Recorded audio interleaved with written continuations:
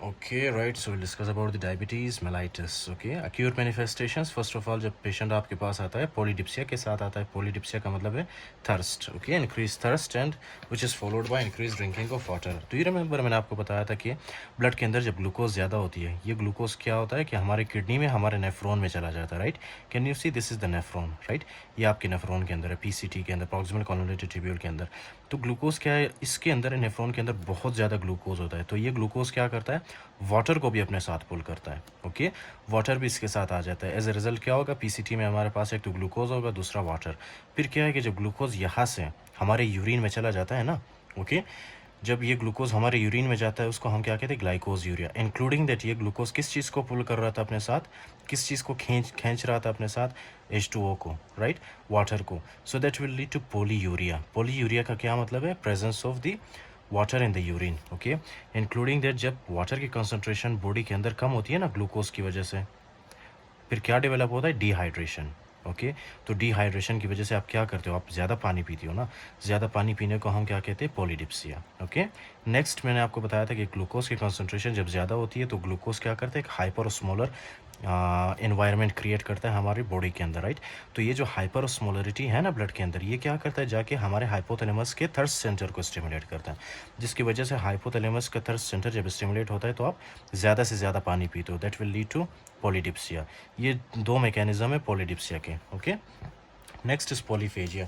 अच्छा, पॉलीफेजिया के लिए मैं आपको ये बताता हूँ ना कि मैंने आपको पहले ही लेक्चर में बताया था कि ग्लूकोज हमारे सेल्स के अंदर एंटर नहीं हो पाते. Right, they are not able to enter into our cells. तो क्या है कि सेल्स के अंदर जो है एटीपी प्रोड्यूस नहीं होगा, जिसकी वजह से cell will be energy deficient, मतलब सेल के अंदर एनर्जी नहीं होगा, जिसकी वजह से सेल्स आपको पता है क्या करेंगे, सेल्स जो है आपकी बॉडी के अंदर जो फैट होंगे ना, फैट की ब्रेकडाउन करके वो फैट को एनर्जी में कन्वर्ट करके यूटिलाइज करते हैं सेल्स. ओके, तो एज ए रिजल्ट क्या होगा कि फैट की ब्रेकडाउन होगी आपकी बॉडी के अंदर. जब फैट की ब्रेकडाउन ज़्यादा होती है ना, so that will lead to weight loss. Okay, that will lead to weight loss. Okay, and including that ये जो पेशेंट्स होते हैं इनके सेल्स के अंदर मैंने आपको बताया था कि ग्लूकोज नहीं जा पाते. तो ग्लूकोज जब नहीं जा पाता तो ऑब्वियसली क्या होगा, वहाँ पे सेल्स के अंदर एटीपी प्रोडक्शन नहीं होगी. ओके, और इनको हमेशा भूख लगती है. भूख क्यों लगती है, क्योंकि जितना भी खाना खाते वो खाना, उस खाने के अंदर जो एनर्जी है वो इनके सेल्स तक नहीं पहुंचता. ओके, क्योंकि इनको डायबिटीज़ होता है.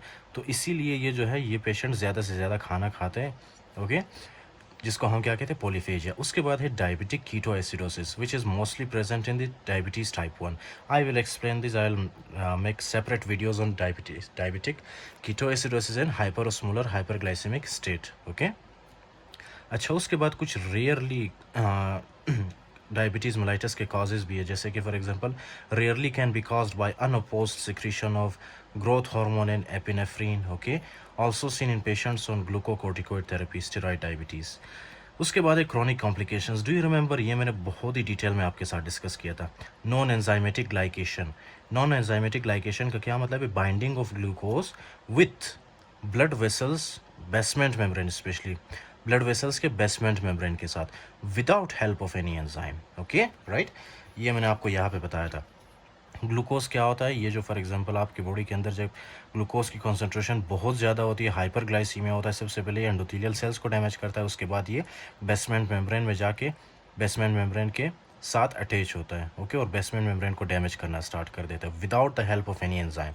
This is called as non enzymatic glycation. Okay, इसको आप एज भी कह सकते हो. एज मतलब advanced glycation end products. Okay, अब इसमें होता क्या क्रॉनिक कॉम्प्लिकेशंस में, सबसे पहले आपने ये याद रखना है कि स्मॉल वेसल और लार्ज वेसल इसमें इन्वॉल्व होता है. ओके, स्मॉल वेसल डिजीज़ में क्या होता है, सबसे पहले तो इसमें हाइलिन आर्टीरियोस्क्लेरोसिस होता है. Right, I will explain the arteriosclerosis and atherosclerosis in the cardiology in very detail, okay, including their pathophysiology.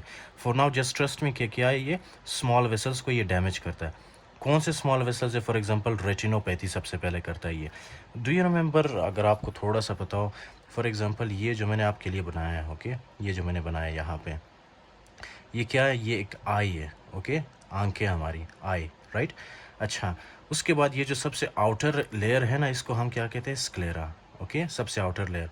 फिर उसके बाद हमारे पास ये जो मिडल वाला लेयर है, इसको हम क्या कहते हैं, मिडल वाले लेयर को हम कहते हैं कोरोइड. Okay, choroid. राइट। फिर उसके बाद उससे भी अंदर वाला एक लेयर है हमारी आंखों में, राइट, उसको हम क्या कहते हैं, रेटिना, ओके, रेटिना, राइट। तो क्या है, कुछ ब्लड वेसल्स होते हैं इस तरह से जो कि हमारे रेटिना को ब्लड सप्लाई करते हैं, फाइन। जब उन वेसल्स की वो वेसल्स जब डैमेज होते हैं ना, तो हमारे रेटिना को सही ब्लड, प्रॉपर ब्लड सप्लाई नहीं होती, हमारे रेटिना को ऑक्सीजन, न्यूट्रिशन सप्लाई नहीं होती, जिसकी वजह से रेटिना काम करना छोड़ देता है, okay, and that will lead to blindness, okay, that will lead to blindness. तो डायबिटीज़ की वजह से blindness is very common, okay. The next is neuropathy. Do you remember all the neuropathies? Mostly I discussed with you, if you remember this. यहाँ पे मैंने आपको बताया था कि क्या है, न्यूरॉन्स डैमेज होते हैं, राइट। माइक्रो ब्लड वेसल्स जो कि आपके न्यूरॉन को सप्लाई करते हैं, वहाँ पे भी क्या होता है, आर्टीरियोस्क्लेरोसिस होती है, वेसल्स की हार्डनिंग होती है, जिसकी वजह से proper blood supply, proper oxygen, nutrition neurons को नहीं पहुँच पाता, यहाँ पे डीमाइलिनेशन होता है, right.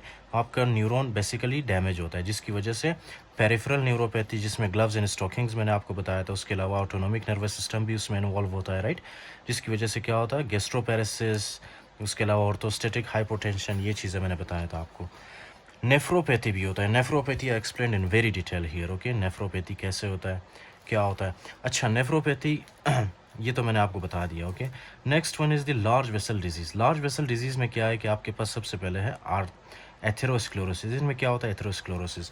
Do you remember in the first lecture यार, I explain this in very detail, okay, कि क्या है, फॉर एग्जांपल ये आपके पास एक ब्लड वेसल है जो कि आपके ब्रेन को ऑक्सीजन एंड न्यूट्रिशन सप्लाई कर रहा है, लेकिन क्या है, कभी कभी यहाँ पे एक एथेरोस्क्लेरोटिक प्लेक बन जाता है, जो कि क्या करता है, इस ब्लड वेसल को ब्लॉक करता है। कैन यू सी, ये जो ब्लड वेसल है, ये इसका आधा जो हिस्सा है ये ब्लॉक हो चुका है, राइट। अब यहाँ से नीचे से ऊपर की तरफ जो ऑक्सीजन या ब्लड जाता है ना, वो बहुत ही मुश्किल से जाता है। क्यों? क्योंकि यहाँ पे इस ब्लड वेसल के अंदर क्या बन गया, एथेरोस्क्लेरोटिक प्लेक बन गया, राइट। सो क्या होगा पेशेंट में, जब पेशेंट के ब्रेन को सही से ब्लड सप्लाई नहीं होगा, that will lead two stroke. इसी तरह है कुछ जब ये थ्रोमा कोरोनरी आर्टरी में बनता है। कोरोनरी आर्टरी वो आर्टरी है जो कि आपके हार्ट को ब्लड सप्लाई करता है, राइट, ऑक्सीजन न्यूट्रिशन सप्लाई करता है। जब उस आर्टरी में एथ्रोमा बनता है ना, तो क्या है कि हमारे हार्ट को जो है सही से ऑक्सीजन या न्यूट्रिशन नहीं पहुंच पाता, सही से ब्लड नहीं पहुंच पाता, जिसकी वजह से stable angina, unstable angina and myocardial infarction हो सकता है। और मैंने आपको बताया था myocardial infarction is the most common cause of death in the diabetic patient, okay. तो ये हमारे पास cerebrovascular disease, coronary artery disease, peripheral vascular disease, आपको बताया था मैंने myocardial infarction is the most common cause of death. फिर उसके बाद osmotic damage, sorbitol accumulation in organs with aldose reductase and, अच्छा इसको छोड़ो, ये क्या बताया, you will not understand if you study from here, okay. Let me just make it clear for you. Do you remember this? मैंने आपको बताया था यहाँ पे ये क्या करता है, this is not actually retinopathy, this is cataract, okay, cataract.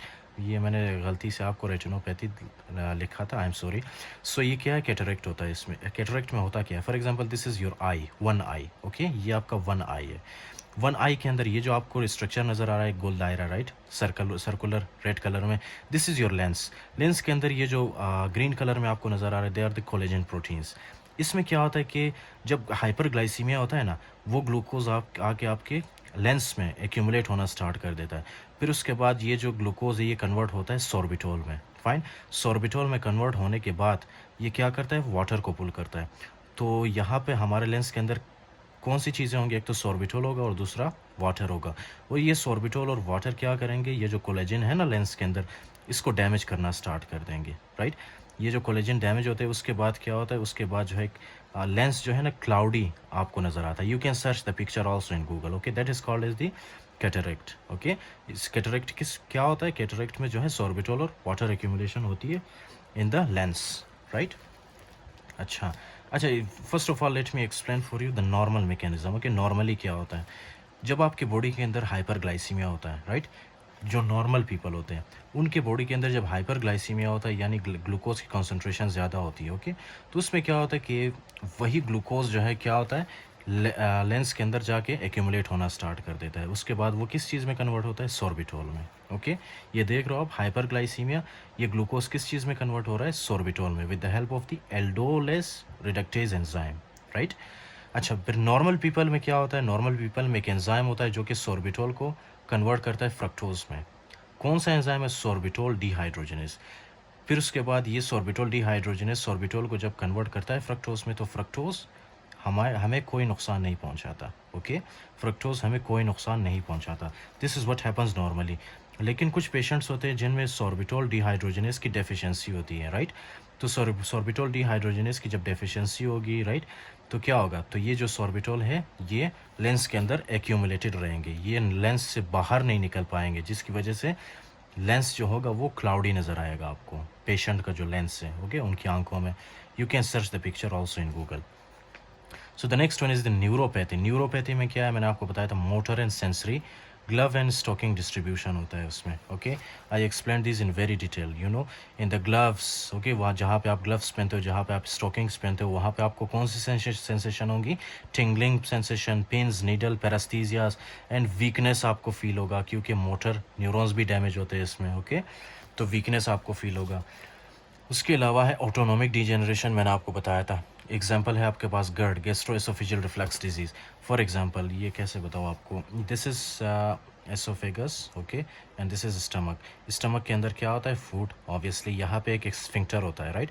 एक स्फिंक्टर यहाँ पे होता है जो कि क्या करता है, ये फूड को वापस एसोफेगस के अंदर आने नहीं देता, ओके। इसको हम क्या कहते हैं, cardiac sphincter, okay, cardiac sphincter कहते हैं इसको, या लोअर एसोफेजियल स्फिंक्टर। ये क्या करता है, ये फूड को वापस ऊपर की तरफ आने नहीं देता। लिसन वेरी केयरफुली, जब डायबिटीज़ होता है ना, तो ये जो आपके पास लोअर एसोफेजियल स्फिंक्टर है ना, इसका टोन लॉस होता है, ये बहुत ही कम काम करता है, राइट, सही से काम नहीं कर पाता, जिसकी वजह से जितना भी फूड है आपके स्टमक के अंदर, उनमें से मोस्टली इस तरह से ऊपर की तरफ आता है, ऊपर की तरफ आके आपके मुंह से बाहर निकलता है, या तो फिर आपके मुंह में आ जाता है, राइट, जिसकी वजह से आपको जो है मतलब एक बहुत ही अजीब सी फीलिंग होती है मुंह के अंदर, राइट, ओके। ये सबके साथ हुआ है, at least once in a life, ये तो हुआ है सबके साथ, मेरे साथ भी हुआ, आपके साथ भी हुआ। फूड जब फूड के अंदर क्या होता है, फूड के साथ जो है HCl होता है, राइट, हाइड्रोक्लोरिक एसिड।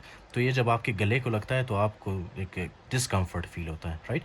वो किस वजह से होता है, जब कभी कभी ये लोअर एसोफेजियल स्फिंक्टर, इसकी टोन कम होती है, राइट, तो ये फूड और HCl इस तरह से ऊपर की तरफ आता है और आपके गले को लगता है, okay. That condition is called as gastroesophageal reflux disease, which I explain in very detail in the gastrointestinal lectures, okay, in the step 1। उसके बाद एक गैस्ट्रोपेरेसिस आपको बताया था कि इसमें क्या है, पैरालिसिस होती है स्टमक की, ओके, और फूड जो है for longer time period stomach के अंदर स्टे करता है। फिर डायबिटिक डायरिया है, उसके अलावा है कैटरेक्ट। कैटरेक्ट का मैंने मैकेनिज्म आपको बताया कि किस तरह से होता है, ये सॉर्बिटोल एक्यूमुलेशन की वजह से। Next I will tell you, okay, about the diagnosis of the diabetes, right.